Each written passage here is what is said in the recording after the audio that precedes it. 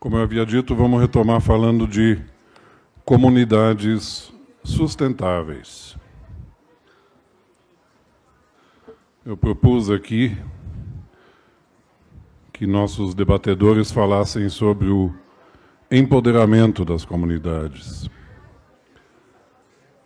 sobre a perenização das ações, como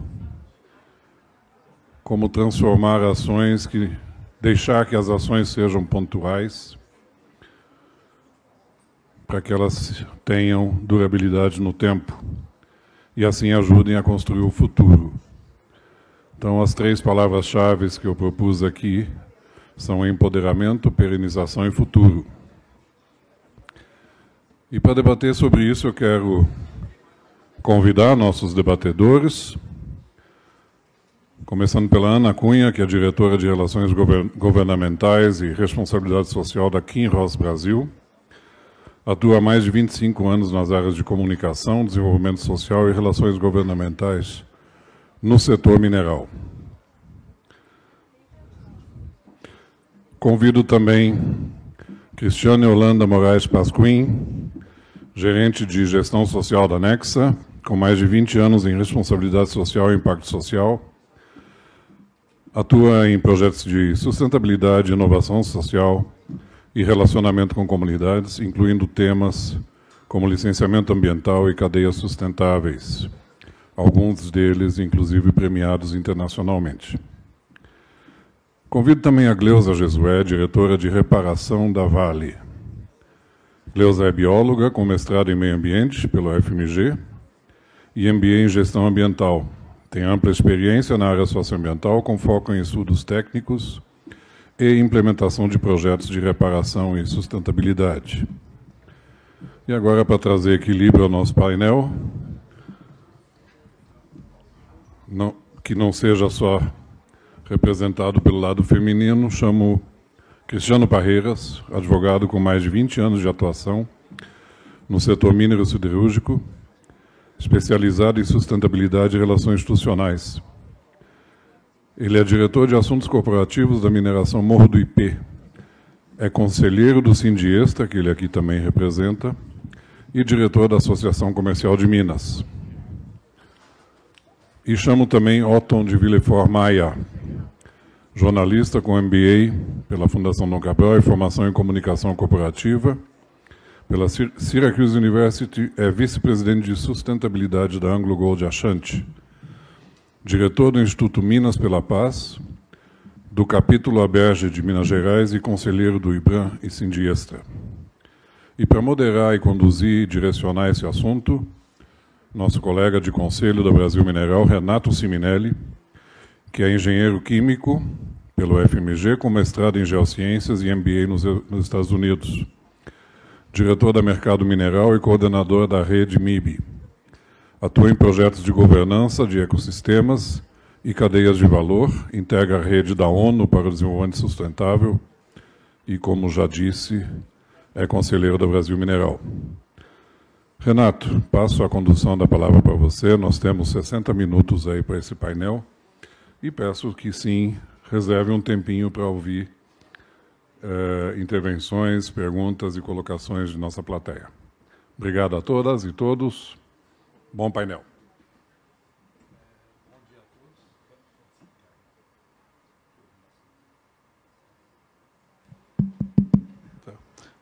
Bom dia a todos. Bem, nós não estamos assim aparentemente distantes, é porque nós já encontramos lá embaixo, tá? Então, assim, já fizemos uma conspiraçãozinha lá embaixo antes de vir para cá. Primeiro, eu gostaria de parabenizar aí a equipe da Brasil Mineral, Chico, o Sérgio, Mara, o Rolf, né, e por esse belo trabalho. Nós estamos na 10ª edição, né, num período que tivemos grandes eventos aí que caracterizaram a mineração. Então, eu entendo que são 10 anos muito intensos e são 10 anos de muita contribuição, né?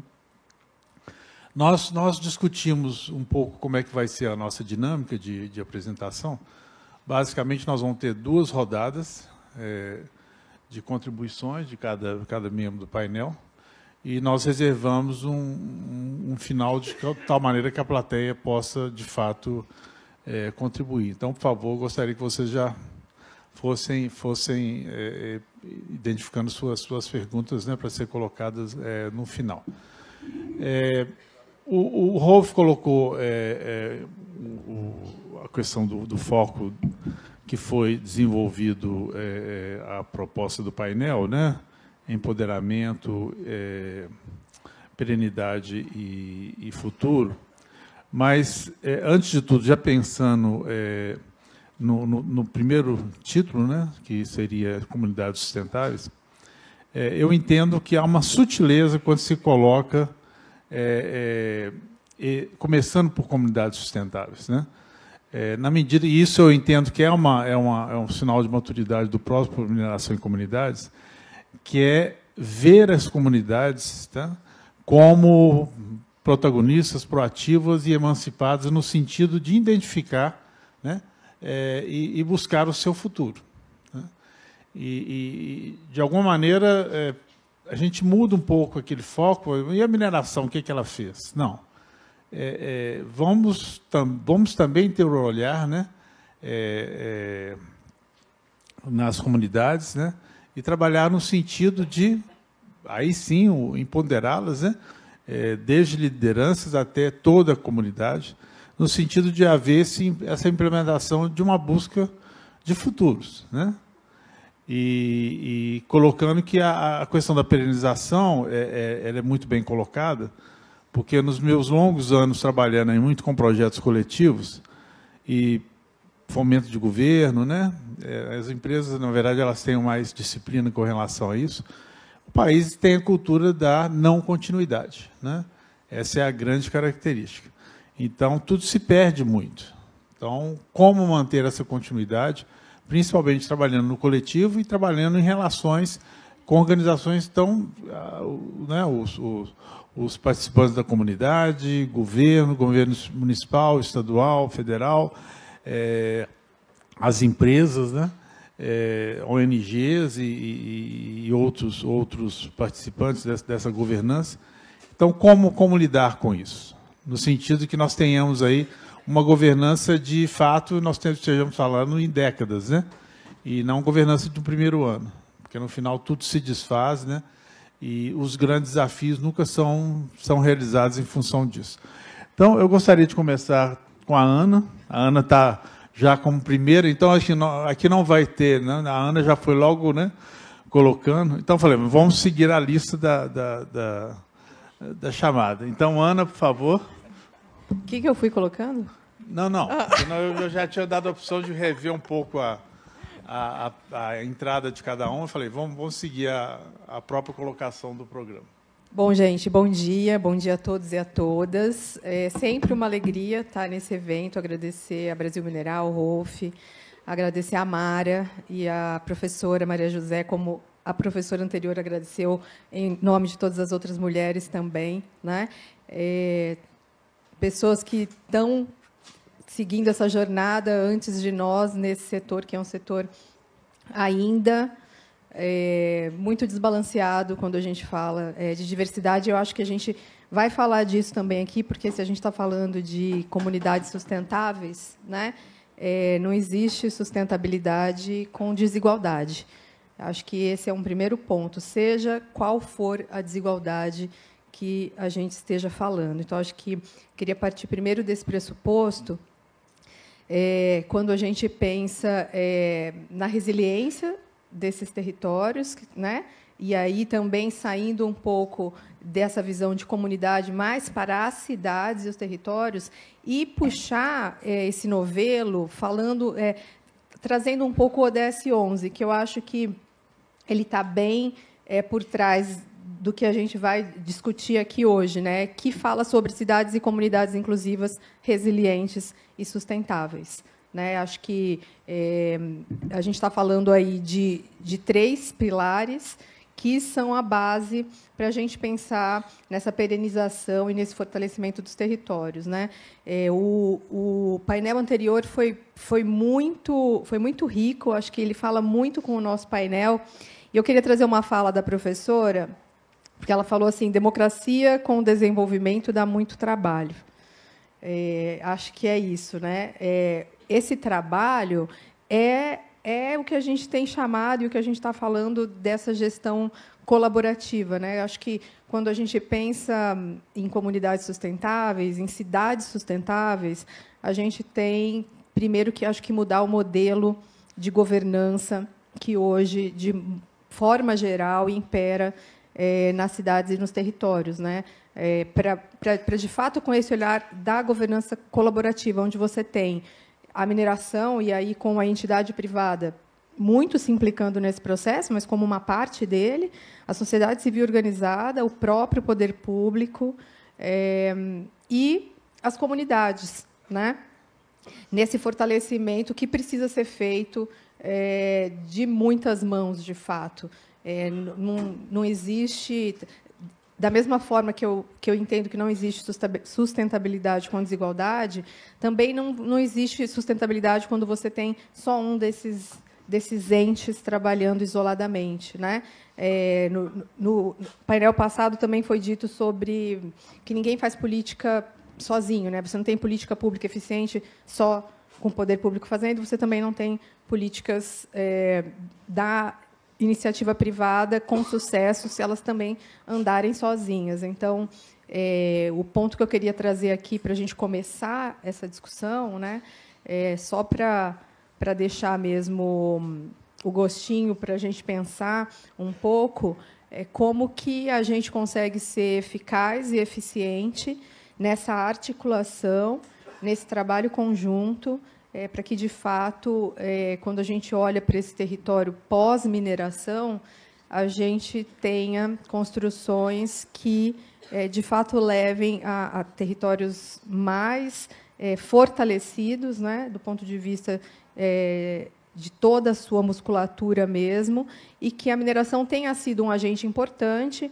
que construiu muita coisa por um tempo nesse território, mas que, quando ela saia, a sua presença ou a sua ausência, ou melhor, que a sua ausência seja sentida, mas no sentido da contribuição que foi feita e que ficou ali, né? Então, um pouco só para a gente começar a pensar um pouquinho sobre isso. Ana, houve uma sugestão aqui de você trocar de lugar com o Otton, tá? Do Rolf. Não trocar de lugar de...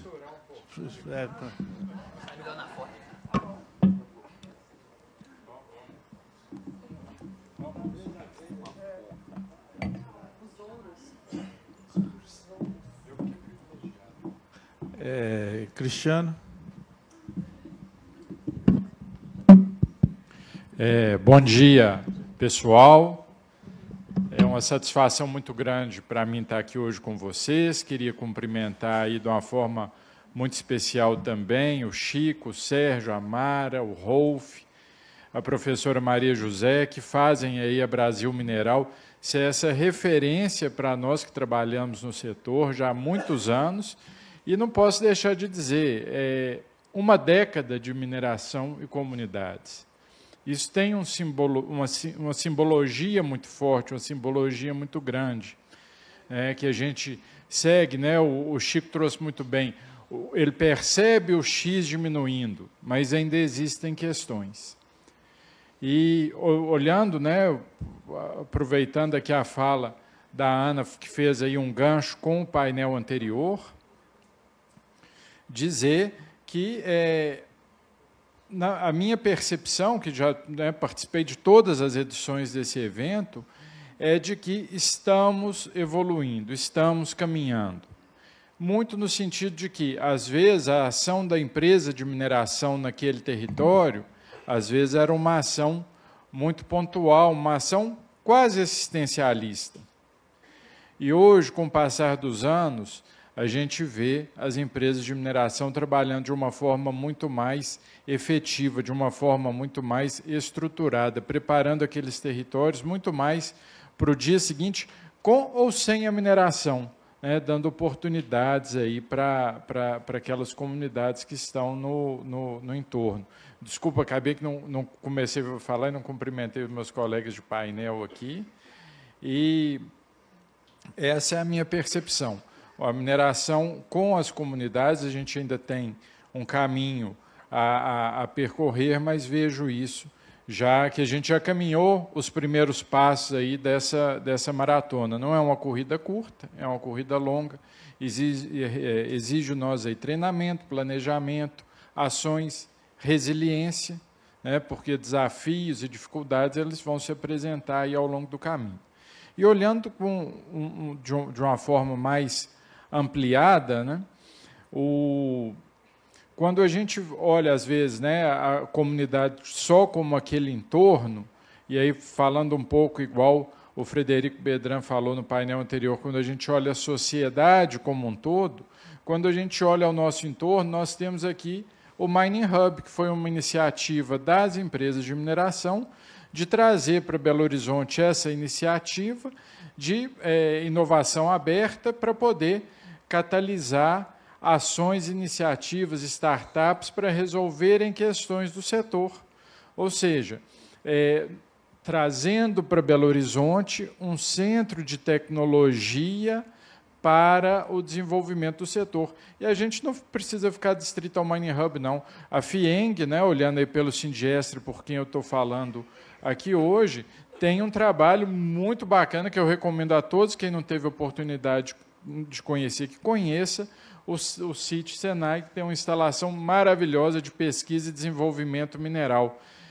Ou seja, nós temos aqui a mineração preocupada, sim, com aquelas comunidades que estão ali no seu entorno, valorizando os saberes, a cultura local, fortalecendo aquele território, mas temos também a mineração atuando de uma forma maior, olhando para essa sociedade na qual a gente está nela, né, trazendo novas oportunidades aí não só para os jovens, mas para a nossa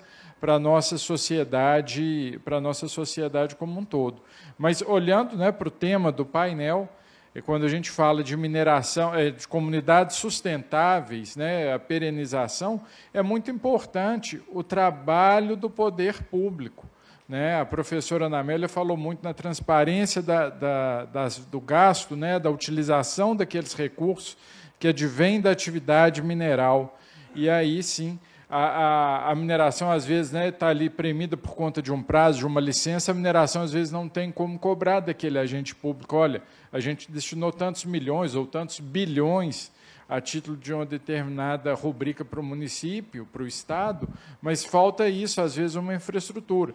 Mas a comunidade toda pode apoiar aí nessa construção.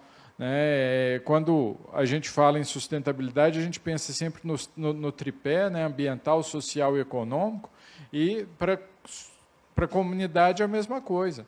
Né? Ela precisa ir a um trabalho de 3 partes, da sociedade, da empresa e do poder público, para fazer que aquela comunidade ela seja perene e ela tenha longevidade com qualidade. Cristiane, por favor. Olá, bom dia a todos. É um prazer estar aqui. Então, também quero agradecer o convite, a oportunidade. E falar desse tema, comunidades sustentáveis, acho que nos provoca a pensar sobre isso, né? Acho que, se a gente for pensar no nosso país ou até fora dele, o que é uma comunidade sustentável, né? E aí, quando você pensa no conceito de sustentabilidade, você está falando em socialmente justa, economicamente viável, você está falando em conceitos importantes. E nós temos um papel como um fomentador desse tema, né, nas comunidades. E eu acredito que, quando a gente fala em sustentabilidade em comunidade, em perenidade, a gente precisa trabalhar estes conceitos. Trabalhar com as comunidades, a sustentabilidade passa por você fomentar uma comunidade mais justa, que trabalhe participação social, que valorize equidade, que valorize diversidade, Ana. Então, não dá mais para a gente trabalhar sustentabilidade se a gente não falar de mudanças climáticas. Elas estão aí. E esse tema, muitas comunidades, o que é muito comum para nós, o que é do nosso conhecimento, não é da população. Ainda há muita descrença. Então, a gente tem uma oportunidade imensa de contribuir com as comunidades para a sua perenidade. Porque perenidade é viver no longo prazo, é manter uma comunidade economicamente ativa, sem depender da mineração, para além da mineração. Então, como é que a gente faz isso na prática? A gente precisa trabalhar esses conceitos. Então, essa é uma provocação que eu faço, porque a gente precisa se questionar todos os dias se nós estamos fazendo isso nos territórios onde nós atuamos.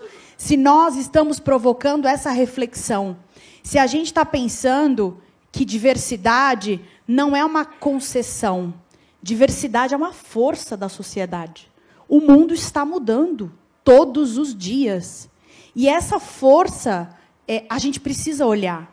A gente precisa estar atento aos diálogos contraditórios.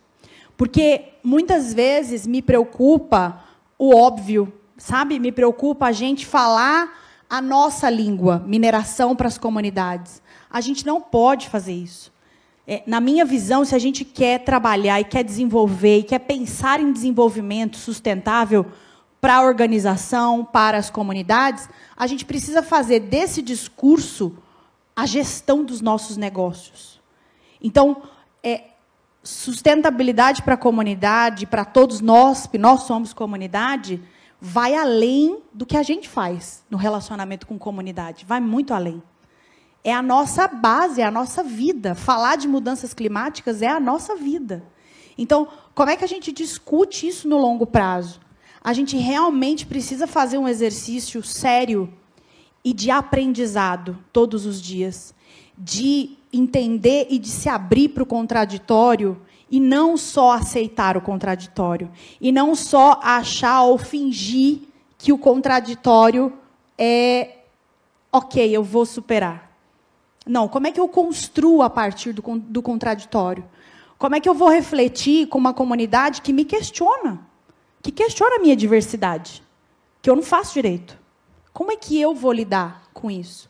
Como é que eu vou lidar com uma pauta de mudanças climáticas se eu me comprometi com reduzir emissões?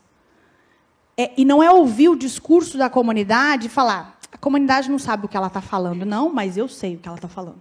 Então, acho que a gente precisa, cada vez mais, se a gente vai discutir comunidades sustentáveis, de que lugar que a gente vai discutir isso? O mesmo passa pela diversidade. O mesmo passa pelas mudanças climáticas. Todos esses temas, todos os aspectos socioambientais, sociopolíticos, que foi falado no painel anterior, têm a ver com a nossa realidade e tem a ver com essa promoção de comunidades sustentáveis. Então, a gente precisa estar atento aos movimentos e a gente precisa estar aberto, e não só aberto, mas a gente precisa contribuir com esse diálogo. Então, para mim, esse é um tema muito profundo e que me provoca todos os dias a pensar diferente. Me provoca, e meu time sabe o quanto eu provoco eles a pensar diferente. Porque se a gente não fizer... Mais cedo eu falei um pouco sobre a política pública, e eu acredito muito nisso. Se a gente não fizer aliado à política pública, a política pública não vai olhar para nós. Então, somos nós quem temos que aliar o nosso papel à política pública. A gente fez um trabalho, alguns anos atrás, e a gente se juntou com uma empresa de tecnologia, a AWS, para capacitar pessoas. E nós levamos esse programa para o governo federal, porque era um programa para a gente trazer mulheres do Bolsa Família para serem capacitadas. E a primeira coisa que eu ouvi do MDS, do Ministério de Desenvolvimento Social, foi: puxa, a gente precisa de mais empresas como vocês. A gente quer empresas que façam esse trabalho. E aí eu fiquei pensando, puxa, a gente faz tanto. Onde é que será que a gente está errando? Então, a perenização, esse longo prazo, passa por construir essas alianças. Não tem jeito. Se a gente não construir essas alianças, a gente tende a ficar sozinho e a gente tende a se isolar e não fazer realmente a sustentabilidade acontecer. Então, é nisso que eu acredito. Obrigado, Cristiane. Ótimo, por favor. Bom dia. Bom, boa tarde, porque são exatamente meio-dia. Boa tarde a todos e a todas.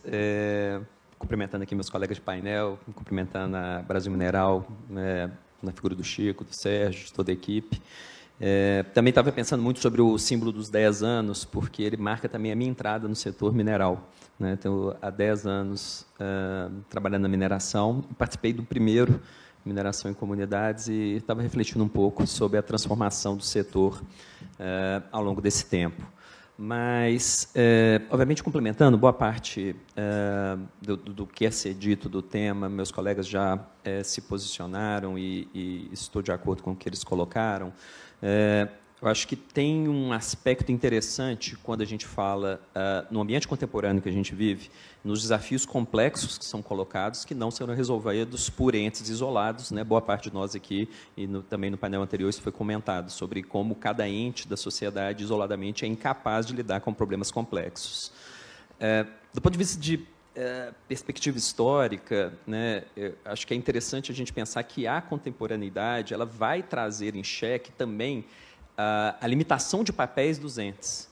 Né? Todos os entes sociais que foram criados, seja na Idade Medieval, que vão entrar no auge na Idade Moderna, eles entraram em crise de papéis na pós-modernidade. Né? O Estado, a Igreja, a família e também as empresas entram sob um outro olhar no tempo atual. Então, essa fluidez de papéis, e muitas vezes o que a gente colocava sobre qual é a fronteira de cada ente da sociedade, é muito mais difícil sob o olhar atual. Né? É bem comum a gente ter frases do tipo, não, mas isso não é o papel da empresa, isso não é o papel... Os limites estão sendo testados o tempo todo, porque há uma requalificação do papel dos entes sociais. Acho que esse é um ponto de desafio muito grande para todos nós nessa discussão. O segundo ponto é que vamos considerar como premissa que todos os entes tenham como propósito comum o bem geral, como acepção sem juízo de valor. Então, todos buscam o mesmo caminho. Entra em um grande desafio, que são os conflitos de agenda. Os tempos e movimentos dos entes eles são cobrados sob formas diferentes. Né? O ente governamental vai ter o seu ciclo de mandato. O ente privado vai ter o próprio desenvolvimento, seja o ciclo de projeto, que vai dar uma determinação de tempo, ou seja, os ciclos de gestão, anual, trimestral, seja o que for. A sociedade vai ter a própria concepção de vida. As pessoas vão morar, vão crescer, vão falecer. Você tem um ciclo de vida acontecendo. Então, são tempos diferentes, com necessidades diferentes, que precisam ser articulados dentro de um plano de maior longo prazo. E aí, considerando que a premissa acontece, considerando que há uma concepção de tempo único compartilhada entre os entes, existe o desafio do call to action, do objetivo comum compartilhado. O que a gente enxerga, e a Cristiana comentou, por exemplo, mudanças climáticas, é bem exemplo de um desafio complexo que não vai ser resolvido isoladamente. Mas a gente pode voltar atrás, e todos nós aqui somos sobreviventes de uma pandemia, que também, com seus erros e acertos, não foi resolvido isoladamente por nenhum ente, e que, se a gente está aqui hoje, é porque houve uma reconformação de todos os papéis dos envolvidos na pandemia.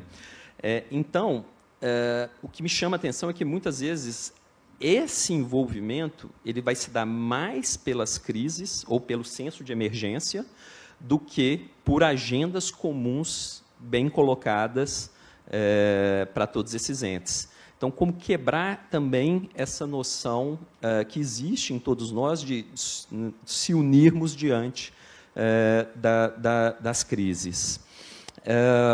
Especificamente, a gente, na Anglo Gold, passou por um processo que é muito simbólico e interessante para a gente, que, ao completar 190 anos de atuação no Brasil, nós lançamos recentemente o nosso instituto, o Instituto Anglo Gold, que é o nosso braço sociocultural ambiental dentro da companhia.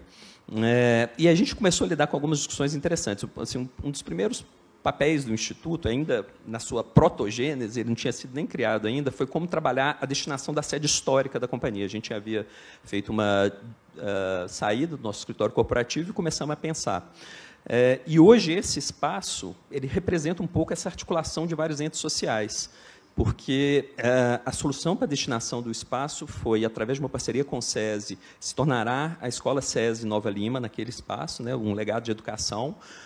No espaço funciona a sede do Instituto Anglo-Gol de Ashanti e o nosso museu, e também a Secretaria de Turismo de Nova Lima ocupa o espaço. Então, os 3 entes coabitando um espaço que era, até 2 anos atrás, 100% privado. Então, já é uma mudança em que a gente se iniciou como discussão sobre um primeiro aspecto, muito pontual, mas só para dar um exemplo. Agora, o mais interessante do processo é que, quando a gente começou a discutir o Instituto ele tem planejamentos, assim como a gente tem nas nossas empresas. A gente foi desenvolver um planejamento estratégico de curto, médio e longo prazo. Em determinado momento, a gente começou a discutir plano de 50 anos no Instituto, que é superior ao Life of Mining da AngloGold hoje no Brasil. É claro que a gente espera que isso será estendido, a gente está, né, mas hoje o nosso Life of Mine é menor do que um plano estratégico de 50 anos para o Instituto. E aí, se a gente tem isso, sob a ótica, o nosso braço social, ele tem que ter como visão uma autossustentabilidade que considera, no longo prazo, a não existência do empreendimento minerário. E como que esse articula? Se a gente está lançando um Instituto, como que eu vou trazer essa discussão para dentro do nosso braço terceiro setor? Então, são bons exemplos para tratar temas que foram ditos aqui, como pós-mineração, sobre o que vai acontecer com as cidades que nos hospedam, e sobre todas as discussões que a gente está trazendo. De um modo geral, eu acho que esses são alguns pontos que me fazem refletir quando eu vejo o tema. Obrigado. Obrigado, Otto. Por favor, Guilherme. Boa tarde a todos e todas. Antes de mais nada, em nome da Vale, eu gostaria de agradecer o convite que nos foi formulado, parabenizar aí a toda a equipe organizadora do evento. A gente tem estado presente aqui ao longo dos anos, né, e é uma oportunidade muito importante para tratarmos, inclusive, de temas tão caros, tão essenciais como esse, né? Eu queria trazer alguns pontos para essa reflexão, complementando os meus colegas, a quem eu cumprimento aqui também. É um prazer enorme estar com todos aqui. Vamos falar um pouco de legado, legado versus mineração. Quando nós chegamos em um território, o nosso primeiro papel é pedir licença para a comunidade ali instalada. Não é a comunidade que está nos fazendo um favor. Ela está abrindo as portas. E, em respeito a isso, porque ela está ali no dia a dia dela, né, no cotidiano, então, nos compete pedir licença para entrar nessa comunidade. E, mais ainda, desde o primeiro momento, independentemente do prazo de implantação de um projeto, seja ele novo, ou mesmo num processo de reconciliação com o território, nos compete pedir licença. E, junto com essa comunidade, eu queria muito enfatizar essa palavra, junto, nós temos a oportunidade de construir um legado. E o resultado desse legado, ele passa obrigatoriamente por uma comunidade sustentável, por uma comunidade empoderada, perene e com olhar e visão de futuro. Mas, obviamente, para que tudo isso aconteça, não depende só da empresa. E aqui nós estamos focando muito na atividade de mineração. Existe e tem que existir um querer, um desejar de ambas as partes para que o resultado, para que esse legado seja bem-sucedido. Ambas as partes precisam manter um diálogo permanente, transparente, respeitoso e com muita humildade. Sem essas premissas, e são premissas mesmo para qualquer relacionamento, a gente não consegue avançar, né? E eu trago como exemplo para vocês, eu estou na Vale há 24 anos e na diretoria de reparação desde o seu dia 1 do rompimento da barragem de Brumadinho. E ali a gente aprendeu, e nós aprendemos muito. Nós estamos num amplo e diário processo de transformação cultural em que revisitamos todos os nossos procedimentos e a forma de atuar junto às comunidades. E abrimos a escuta para ouvi-las. Porque também não existe comunidade sustentável se nós apenas escutarmos e não ouvirmos. Há necessidade de ouvir, de entender, de compreender o outro lado. Não adianta querermos chegar com projetos fabulosos e, muitas vezes, caríssimos, de elevados orçamentos, sendo que, na maioria das vezes, as demandas são simples. São simples, mas transformadoras. E isso a gente vem aprendendo. Aprendemos com uma dor, que é diária, com a tristeza. Eu diria que, num primeiro momento, com muito ódio, e com toda razão, qualquer um de nós que sentar na cadeira de um familiar poderia se perguntar: qual é a minha reação? Então, foi num cenário como esse que, ainda em 2009, nós iniciamos uma jornada que ainda existe, junto a uma das comunidades, que é do Córrego do Feijão. E eu tenho muita alegria em dizer que esta comunidade hoje está caminhando para ser sustentável, está caminhando para a perenidade, para o empoderamento. Então, eu trago um outro ponto, que é exatamente essa construção coletiva e conjunta, com muita escuta. Ao invés de trazermos projetos prontos, vamos discutir com as comunidades o que é importante para elas, o que elas querem, quais são os seus anseios, os seus desejos, as suas expectativas. Acho que, antes de falarmos no resultado final, se nós não iniciarmos de uma forma muito positiva, a chance de chegarmos a um resultado de uma comunidade verdadeiramente sustentável é muito pequena. A gente precisa construir juntos, E eu trago para vocês um depoimento que, mesmo com muita dor, foi e está sendo possível essa construção. E que essa construção vem nos inspirando em outros territórios onde nos inserimos, em que estamos revisitando o nosso papel, o nosso olhar, a nossa responsabilidade. Porque não é só a comunidade que tem que ser socialmente responsável. Nós, enquanto empresa, com certeza. Assim como ambientalmente corretos e economicamente viáveis. Um negócio só é sustentável e só é economicamente viável quando for para todas as partes envolvidas. E a gente precisa não somente falar isso, mas transformar isso em realizações, em concretudes.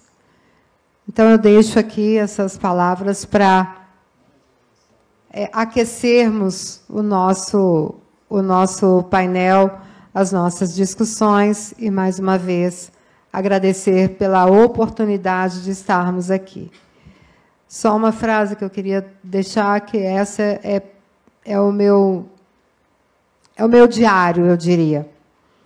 No caso de Brumadinho, nós não podemos fazer a principal ação para aquelas comunidades, para aqueles familiares, que é trazer de volta as vidas que se perderam. Mas nós temos a obrigação de fazer o melhor que conseguimos para que essas comunidades, para que essas famílias sejam verdadeiramente sustentáveis. Muito obrigada.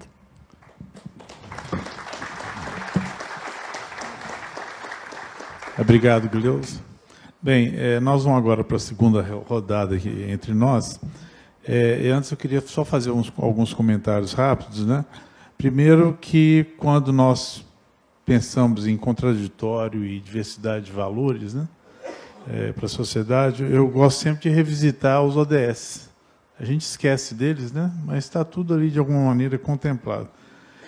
Segundo, dentro desse desafio de estarmos trabalhando com objetivos de curto prazo e longo prazo, também a questão do grande desafio de atitudes mais altruísticas versus atitudes egoístas, né?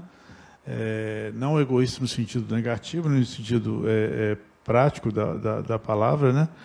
E aí eu chamo muito a questão da transição justa, né? Eu tenho uma certa dificuldade com esses nomes muito badalados, mas o que eu tenho visto no trabalho lá que eu faço nas Nações Unidas?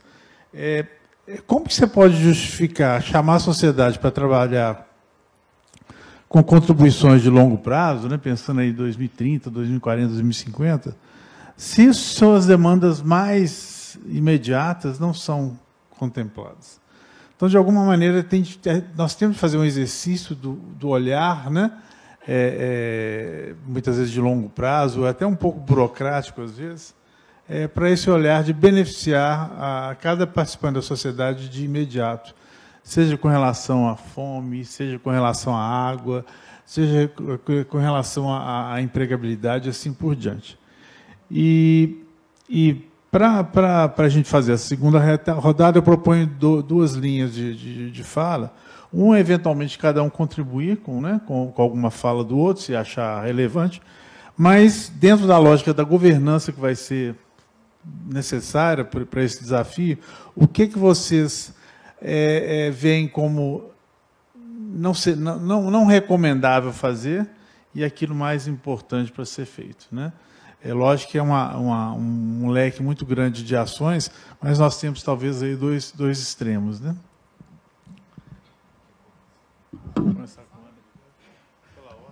Tá. Bom, bem amplo, né? Esses dois pontos que você colocou. Vou tentar trazer um pouco mais de especificidade assim para uma visão que eu tenho. Alguém falou aqui, acho que o Otto falou que está há 10 anos na mineração, né? Eu estou há 27 anos na mineração. Então, eu comecei a minha carreira nesse setor. Eu sempre falo que comecei por acaso, porque eu sou paulistana, né? Enfim, uma cidade onde mineração nem era uma pauta. E fiquei porque eu quis, fiquei por opção, fiquei porque, de fato, eu acredito que tem uma característica dessa indústria que a gente fala muito, que é a rigidez locacional, é o tempo que cada projeto fica por décadas dentro de um território, que nos diferencia muito sobre a possibilidade de sermos parceiros no sentido literal da palavra de uma construção de um território mais fortalecido. Acho que poucas indústrias têm essa capacidade, né? Mas eu quis trazer a questão da temporalidade, porque há 27 anos atrás, assim, eu sempre trabalhei com essas mesmas áreas. Então, sempre trabalhei nas áreas de comunicação, relação comunidade, institucional, governo, e eram áreas extremamente periféricas, né? Da menor importância ali, rondando o negócio. E, quando a gente olha hoje, de fato, são áreas muito centrais para o presente e para o futuro dessa indústria, nessa visão mais contemporânea e mais moderna que se espera que uma indústria como essa tenha e que possa colaborar. Então, isso por si só mostra a mudança que o setor teve, mas mostra, acho que essencialmente, a mudança que a sociedade teve, porque também é importante reconhecer que é uma mudança de fora para dentro e não de dentro para fora. Isso não tem problema nenhum. Eu acho que as mudanças elas acontecem assim, por forças de diferentes lados, né? Mas eu estou falando um pouquinho disso também para dizer que a gente mudou muito, mas a gente está aqui em 2025 falando de comunidades sustentáveis sem nenhuma comunidade nesse palco. Então, se eu não tenho representantes da comunidade falando por eles mesmos, a gente fala muito de... E a gente fala mesmo, tá? A gente está na nossa fala, teve em todas as nossas falas aqui, escuta, gestão participativa, construção conjunta, mas a gente está falando aqui isoladamente. E eu acho que o nosso maior desafio somos nós mesmos, né? Do ponto de vista eu acho que de distribuição de poder, porque, no fim, a gente está falando de poder, quando a gente fala de resolução, de corresponsabilização, mas de tomada de decisão conjunta, a gente está falando de abrir mão de poder, né? de poder de decisão. Então, é um movimento que, sim, acho que todos os entes, todos os lados, eles precisam fazer juntos, mas aí eu não posso falar por eles, eu estou falando por nós, né? Nessa hora, estou falando por nós, eu acho que o nosso grande desafio é, de fato, e eu acho que eu vejo essa mudança acontecendo, mas ela precisa ser mais rápida. A gente precisa sair do centro e performar a gestão colaborativa que a gente fala. Jean, por favor. A Ana foi muito feliz na colocação delas, mas eu queria dar destaque aqui a duas coisas que eu ouvi aqui, né? A gente vai até lá em Zygmunt Bauman, falando sobre a modernidade líquida na contemporaneidade, a discussão dos papéis. E aí vejo ali a professora Adriana Solé na plateia, e lembrando das aulas lá do professor Carlos Braga de ESG, ESG é social, de meio ambiente, é social, G de governança. Quando a gente olha numa visão moderna, ESG é uma gestão de riscos. E quando a gente olha o E e o S, a governança sendo os pilares para que eles se sustentem, como que a empresa está atuando para que ela tenha ali ao seu lado uma comunidade sustentável? Como que ela está promovendo isso? Como que ela está fazendo? Esse é um papel da empresa também, é um papel do poder público também, é um papel da própria sociedade. São os três, como a Gleusa colocou aqui agora, colaborando, contribuindo, co-criando esse novo ambiente para que a gente tenha ali ao lado da empresa uma sociedade realmente sustentável. Por quê? Porque se a gente não tem ao lado de uma empresa uma sociedade sustentável, essa empresa não terá perenidade e nem essa comunidade. Assim como a recíproca também é verdadeira. Se a gente tem uma sociedade que está ao lado de uma empresa doente, essa empresa e essa sociedade tendem a não ter perenidade. Então, a importância de todos trabalharem juntos, de forma colaborativa, com novos olhares, como trouxe a Cristiane da Anex Mechará, criando essas novas possibilidades. E queria, né, sendo uma fala bem breve aqui, que a gente está apertado pelo tempo, parabenizar mais uma vez a Brasil Mineral por furar essa bolha, né? A gente, nesse painel aqui, não está tendo gente de comunidade, mas no próximo vai ter, e a gente tem aqui uma oportunidade de discutir, de debater, que fique cada vez mais rico, mais diverso, com empresas e comunidade aqui, discutindo juntos, né, os próximos 10 anos aí do mineração e comunidades. Cristiane, por favor.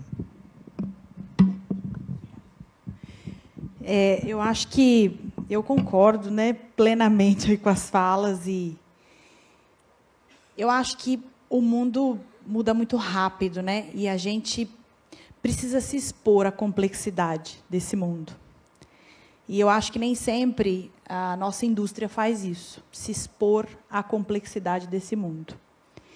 E aí, a gente não vai conseguir dialogar com essa sociedade, com essa comunidade, com as políticas públicas, se a gente não se expor a essa complexidade, se a gente não se abrir para isso e genuinamente querer entender. Eu acho que, muitas vezes, como profissionais, a gente se especializa tanto, a gente busca tanto, né, se especializar e ficar bom num determinado tema, mas a gente está falando de uma sociedade complexa, de diversos temas. Então, como é que a gente também se comporta nesse novo tempo? Como é que a gente contribui, né? Muitas vezes a gente é questionado pela área ambiental, por outras áreas, assim, mas do que você está falando de mudança climática, você nem é da área ambiental? Mas eu acho que a gente tem um papel importante de entender, de querer saber, de conhecer e de contribuir. Eu acho que isso constrói, sim, uma comunidade sustentável, uma empresa sustentável e com responsabilidade social. Então, é parte do nosso papel olhar a complexidade e entender e buscar mudança.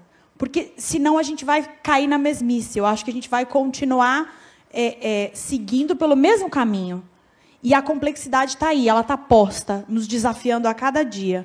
Então, a gente precisa fazer um olhar mais maduro para esses temas, né? Eu acho que a gente precisa avançar na agenda de diálogo, a gente fala muito disso, né? A gente dialogar, a gente se abrir. Na verdade, eu acho que a gente tem que ultrapassar essa barreira já. Eu acho que trazer as pessoas para falar por nós. O ano passado, a Nexa encerrou uma operação. Na verdade, nós vendemos uma operação em Paracatu. E, quando a gente foi anunciar para a comunidade, a gente ficou muito preocupado sobre o que aconteceria, né? Como seria a reação da comunidade conosco. Então, a gente meio que se preparou para uma guerra. A gente falou, vai ser muito terrível, assim, porque a comunidade... Nós estávamos ali há mais de 40 anos, e como é que seria a reação daquela comunidade quando nós falássemos, olha, estamos indo embora, tchau. Isso gerou uma comoção, né? Até, inclusive, com a Kinross, que está no mesmo território que nós, assim, de questionamentos de, olha, então quer dizer que a mineração acaba, a mineração vai embora.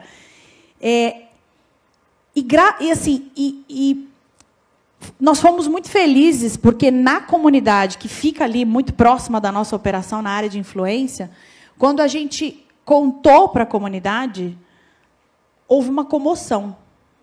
Uma comoção. E eu realmente não esperava. Assim, a gente se surpreendeu, a minha equipe que está aqui sabe disso, tanto que a gente temia a reação daquela comunidade, e a comunidade disse assim, puxa, será que quem vem tem o mesmo olhar, terá o mesmo olhar para a comunidade? E isso me despertou, porque, na verdade, eu achei que a comunidade se revoltaria contra a empresa, contra nós, porque nós estávamos demitindo as pessoas, e não, a comunidade estava preocupada com a próxima empresa que viria. Isso, para nós, foi um grande aprendizado, porque isso só demonstrou que tudo que nós construímos ao longo de quase 9 anos, 10 anos de relacionamento com aquela comunidade, de fato gerou impacto.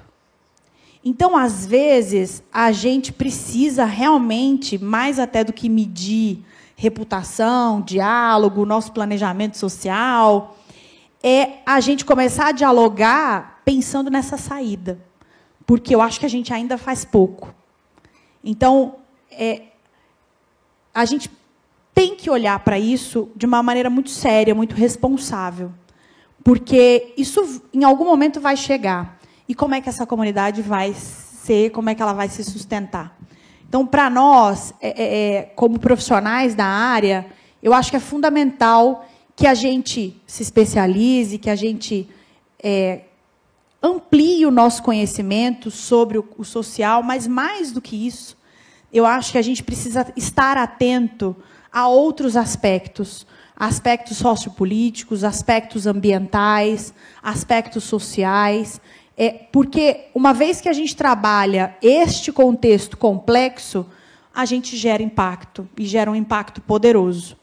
E eu não estou falando só de impacto financeiro, eu estou falando de impacto na vida das pessoas. Então, eu acho que é uma excelente oportunidade que a gente tem como profissional de ir além da especialidade, de ir além, de olhar o complexo e fazer desse complexo uma oportunidade, sim, de atuação e de transformação.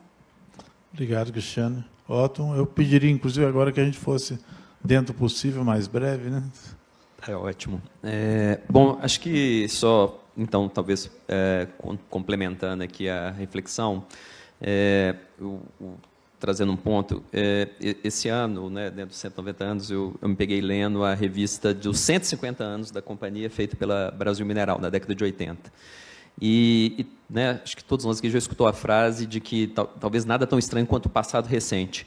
E eu, lendo a revista, assim, me deparei com uma série de coisas, falei assim, gente, como que isso era o socialmente aceito à época, como que né, eram essas condições de trabalho, como que eram essas tecnologias, e assim por diante.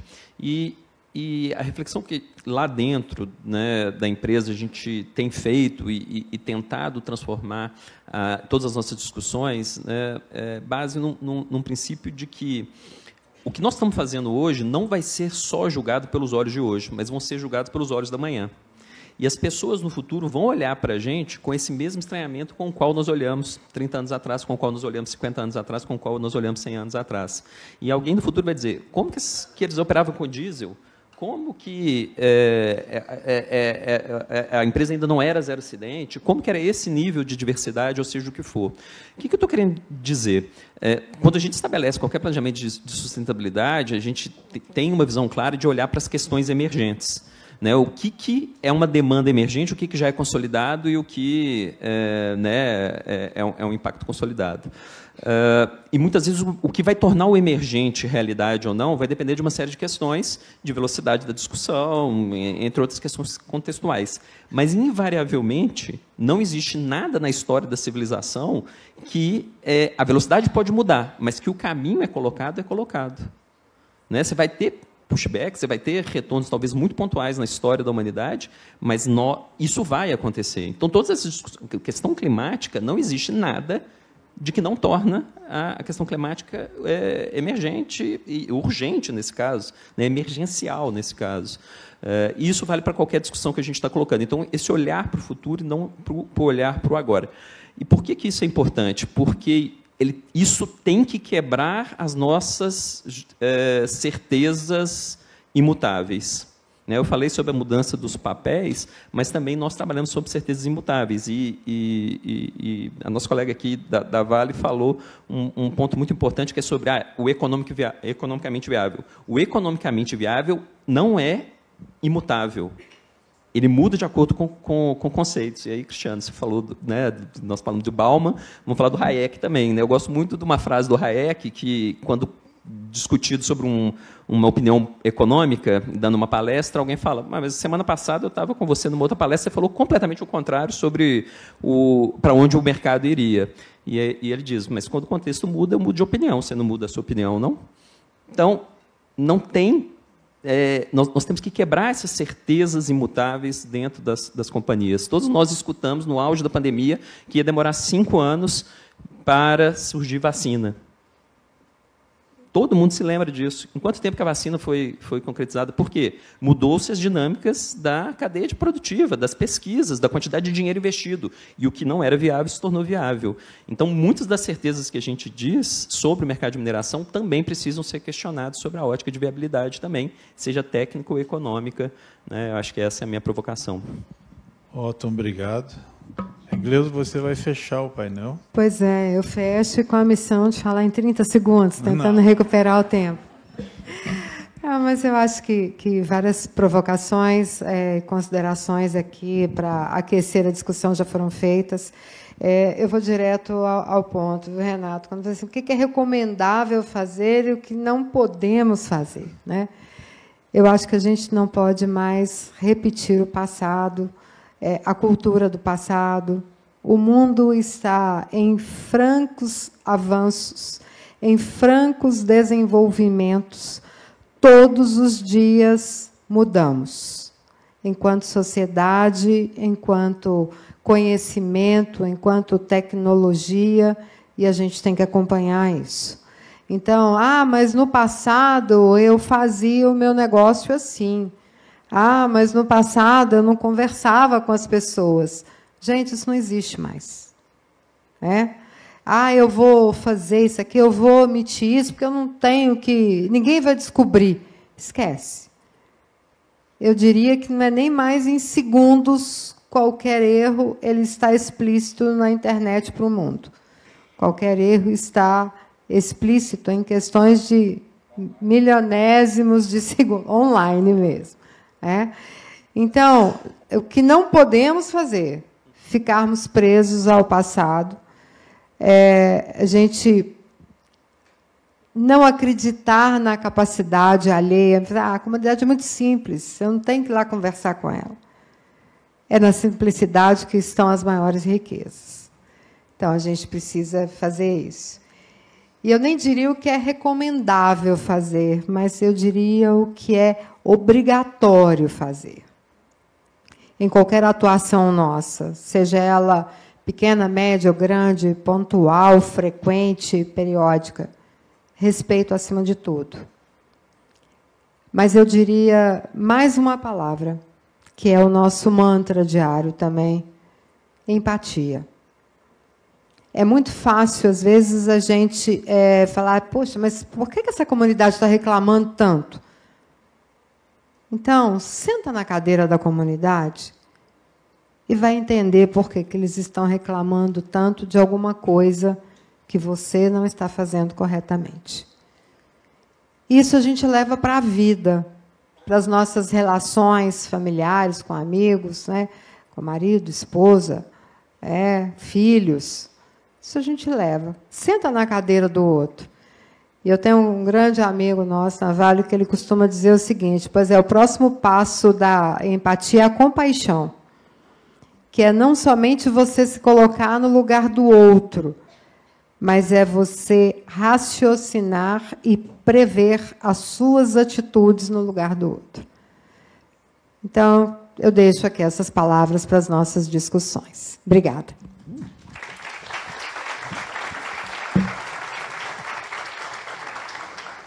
Bem, a Gleusa falou nas nossas discussões, mas nós vencemos aqui o prazo. É um tema super relevante, as contribuições foram muito importantes, mas somos 6, Então, infelizmente, o tempo chegou. As pessoas vão continuar aqui na sala e vocês podem procurá-las, e agradeço de novo a oportunidade e agradeço a contribuição de todos. Muito obrigado.